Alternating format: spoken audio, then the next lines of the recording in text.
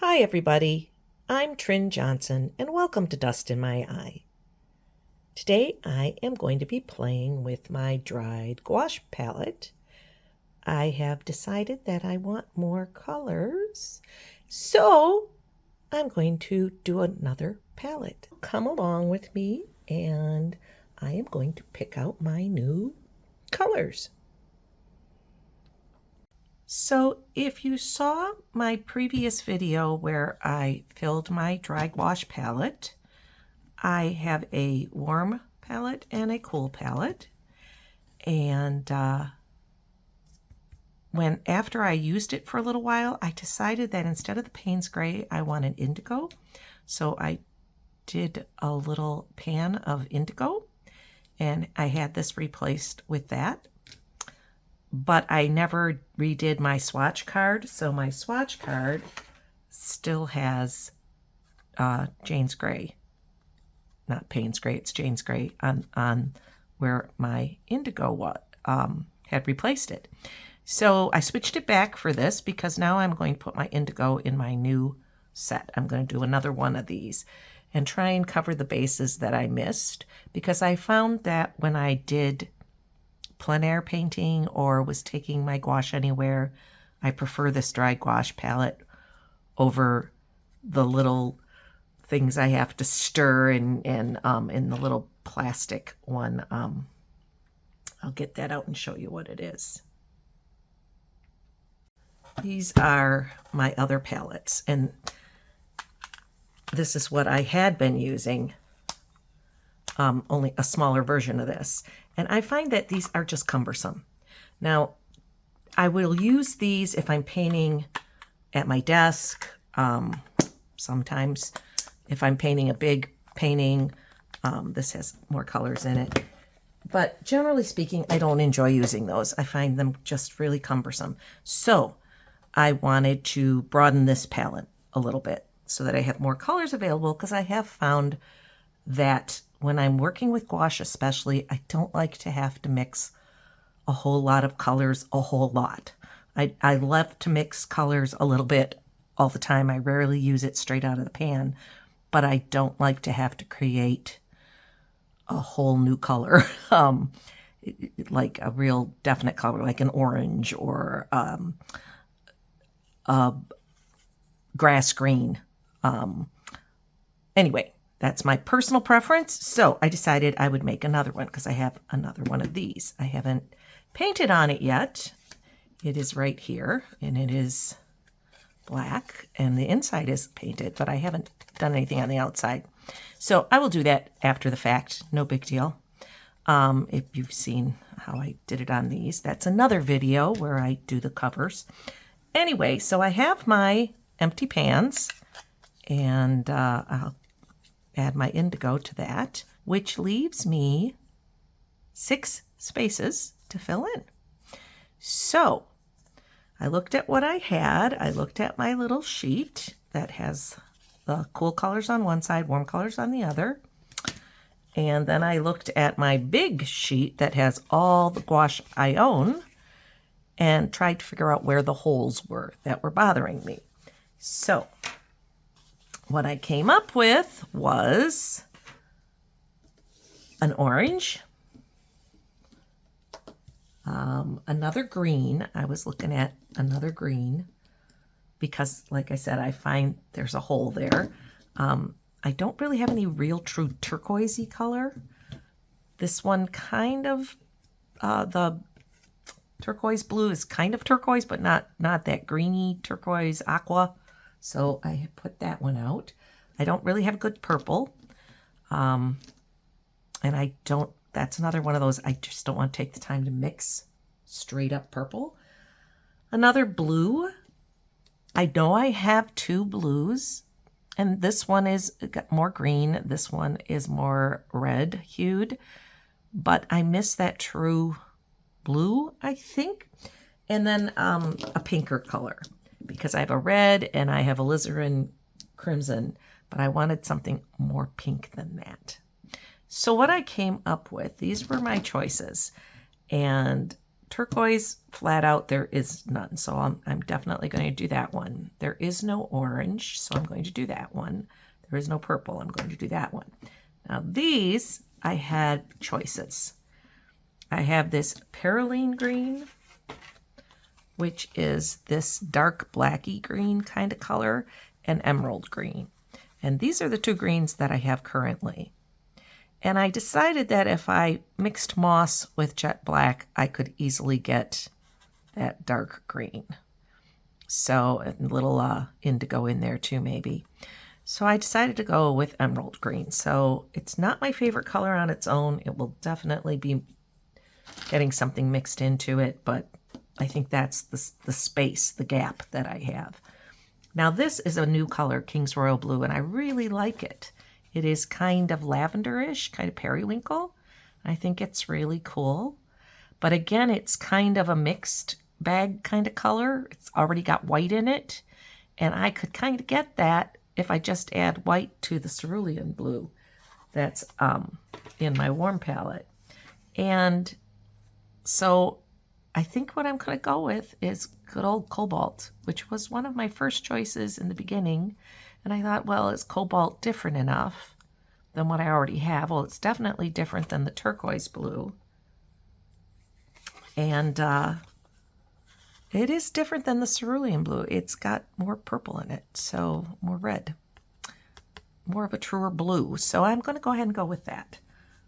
So that's another choice. And then it came down to the quinacridone rose, or the primary magenta. And I took a little swatch paper and I swatched my alizarin crimson right there. And then I swatched my Quin Rose, which I just love Quin Rose. And then the primary magenta. And these are so close that what really I think will help my palette in general would be to go with the primary magenta. So that's what I'm going to do there. So as much as I love Quin Rose, I'm going to go ahead and use these 6 colors along with my indigo and fill these palettes. And then I have to let them dry.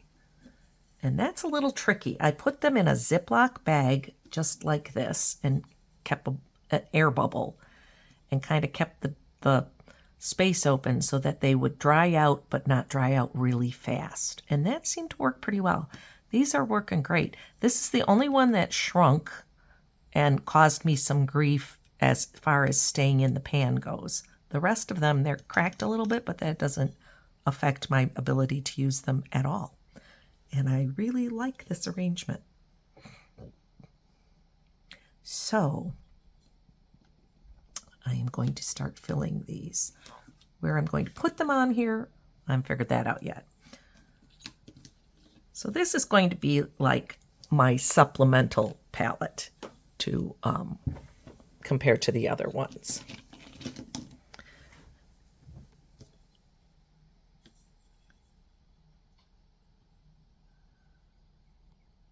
If you did not see my previous video, I will link it up in the corner. And I also linked my alcohol ink cover lids for these up in the corner when I talked about that. So if you're interested in doing that sort of thing, I love doing that. I do that to almost everything I have that's got a metal lid. I will make it a cover. And I truly enjoy that.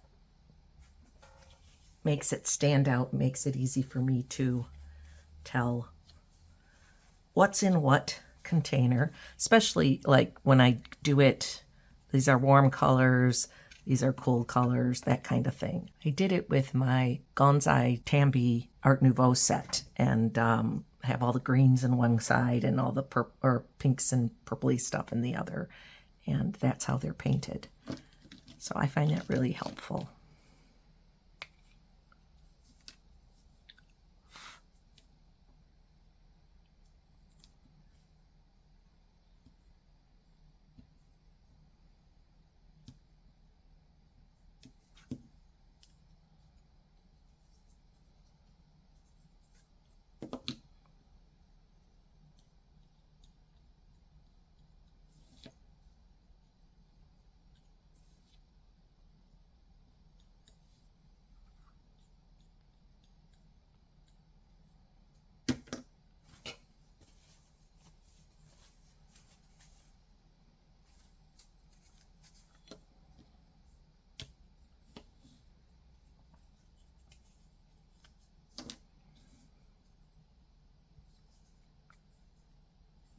This one is going to be hard to get everything or anything out of, so I think I will get my new one instead of struggling with that.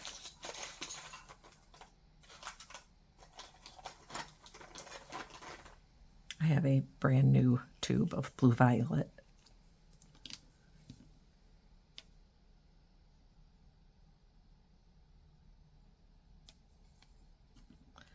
Much easier.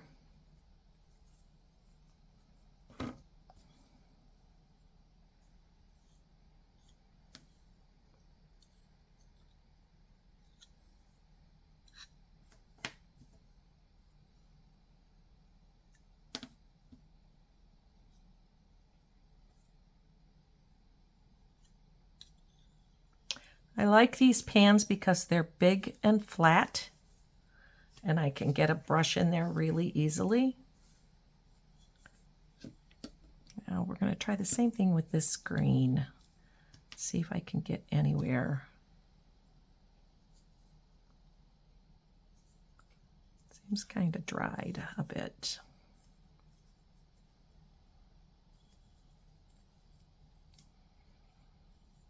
Yeah, I'm not going to fight with it right now. We'll use the new one.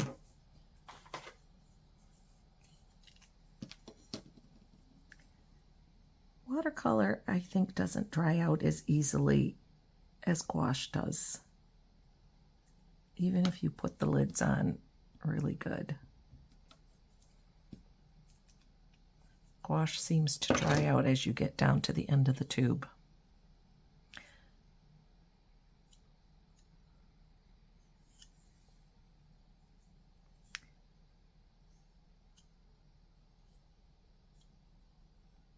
That, at least, has been my experience.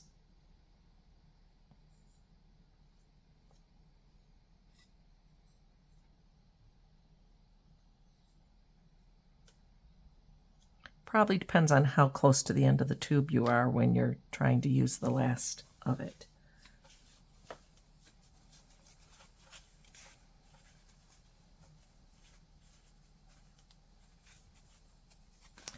Okay, let's see about cobalt, because there's enough in here. Yeah, that one's fine.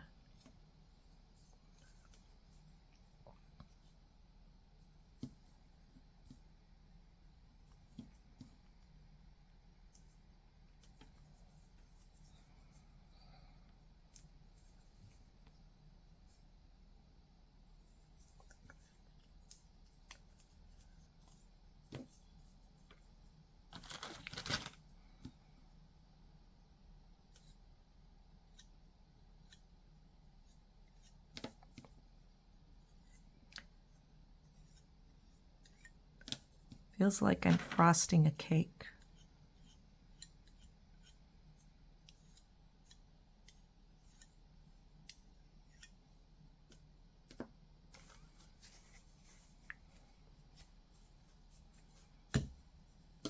Okay, one more.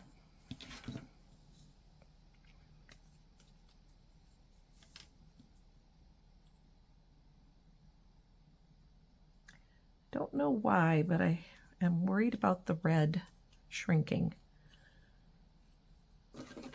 It might have something to do with what's in those reds. I know my other red was a cadmium-free red.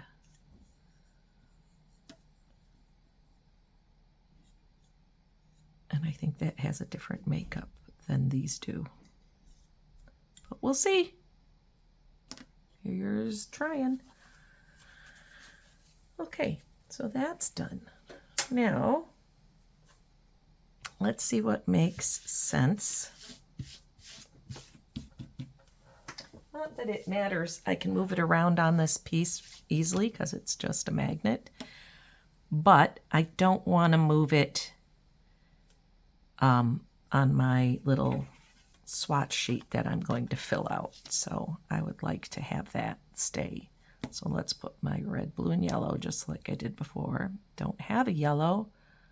Let's make it the orange. Then I had green. but I think I want the turquoise there. And actually, I'm going to put the cobalt blue here and put my indigo in the corner.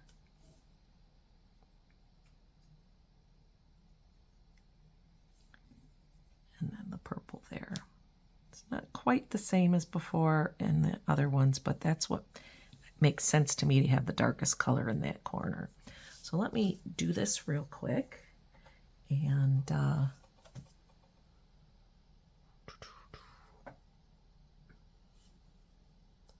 I know I have a little flat brush. Get some water.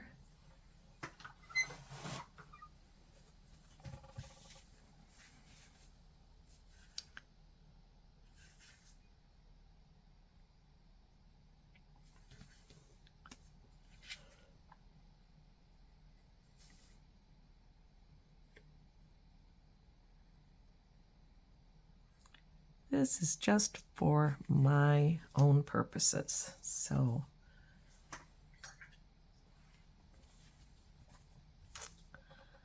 I'm not going to worry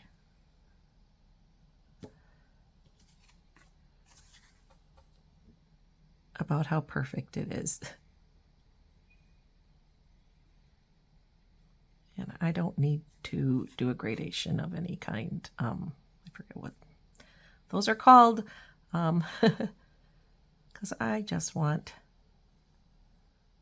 like, the whole thing can be a mass tone. It doesn't matter, especially with gouache. I could add white to all of them and see what that does and put that on my cards, but honestly, I don't know. I don't look at them all that much. It was more helpful today trying to figure out what I had and what I didn't have than what it would be on a normal basis.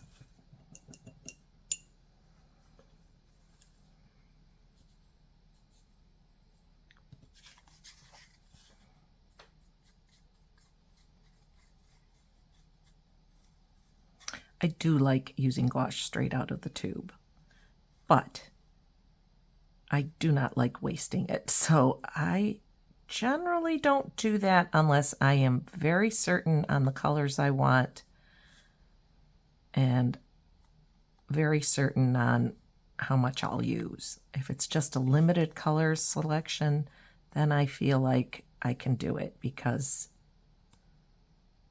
it's a lot easier to control how much I put out and whether I have the right amount or not. If I'm trying to put out a bunch of different colors that I'm going to nuance other colors with, it's just hard to know.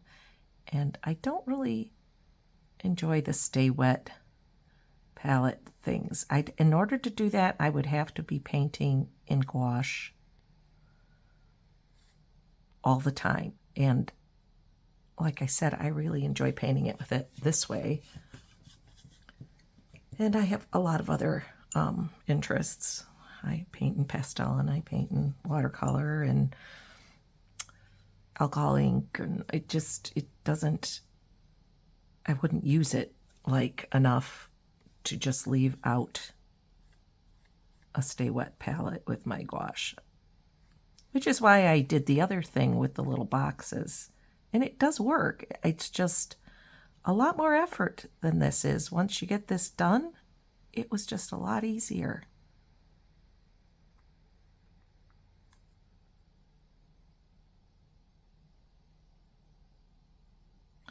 Who knows, eventually maybe all my colors will end up in a little palette like this. I do think it uses my gouache better. I don't waste as much trying to keep it in good shape as I have in that container I showed you before. I have clove oil in there, and I have a little bit of watercolor medium in there to keep them a little moister, and it does work.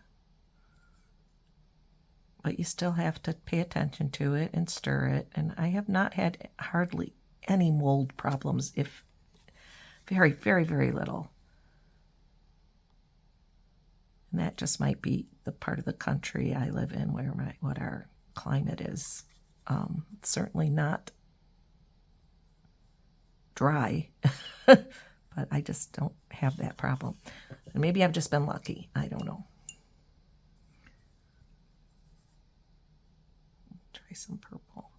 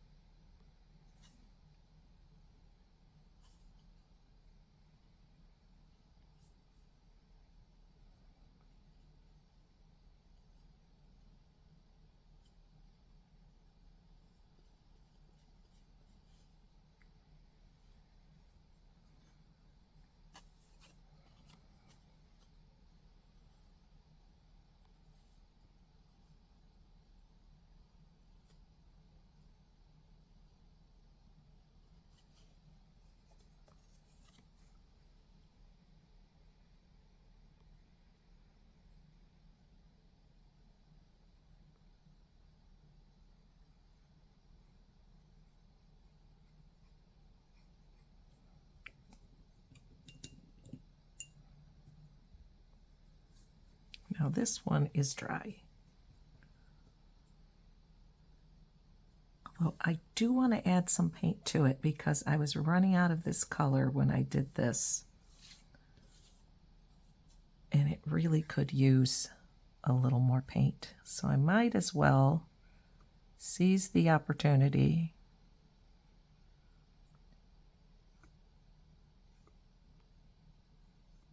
and get some more paint in that.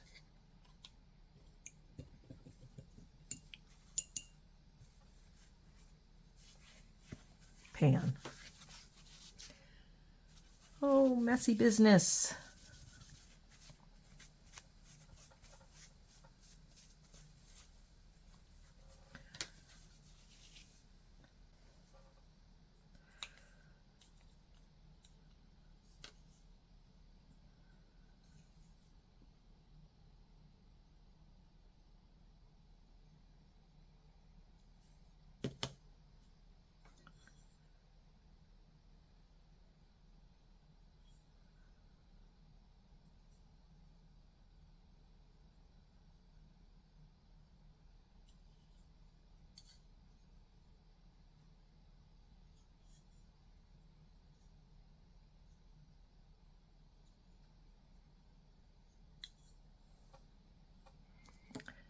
There we go.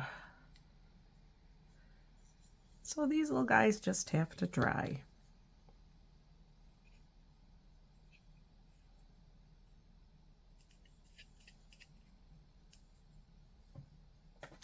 I'm going to go wash my hands. I'll be right back. Okay, now I want to write on here what they are so that I'll know. This one is Brilliant Orange. This one is Primary Magenta.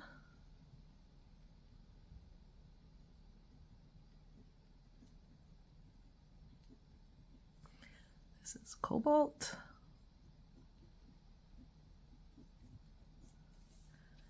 This one is Turquoise Green.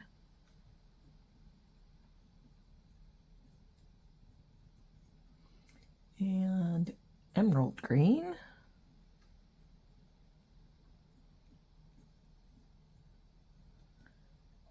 And Blue Violet. And Indigo. Okay. So now I have my 3 palettes, and I'm going to place these very carefully because they are very gooey into this one. And yeah, see how I keep getting messed up. And I'm going to let them dry. Find a nice safe spot for them. And I have, this is the card that goes with this one, and these go with this one, and this one goes with that one. And I think now I should have a nice arrangement of colors for when I really want to do something on plein air, or if I take them on a trip, I'm not going to feel limited. And they take up so much less space than my other things do, those big clunky things. So, and I do find them so much easier to work with. But I might top that one off a little bit and get a little more of the alizarin crimson on there because it's shrunk quite a bit. Otherwise, they did pretty good. So if you enjoyed this video, if you had fun watching me pick out some new colors, please give it a like. I would really appreciate that. And if you would like to see more of my videos, hit the subscribe button. And if you want to be notified of future videos, hit the cute little bell. And you can always buy me a cup of coffee. There's a link in the description, and that helps me keep making videos so that I can put them up here for you to enjoy. And if you would like to, please check out my Etsy shop, where I have prints of my artwork and cute little monsters and some other goodies for sale. Until next time, thank you so much for watching.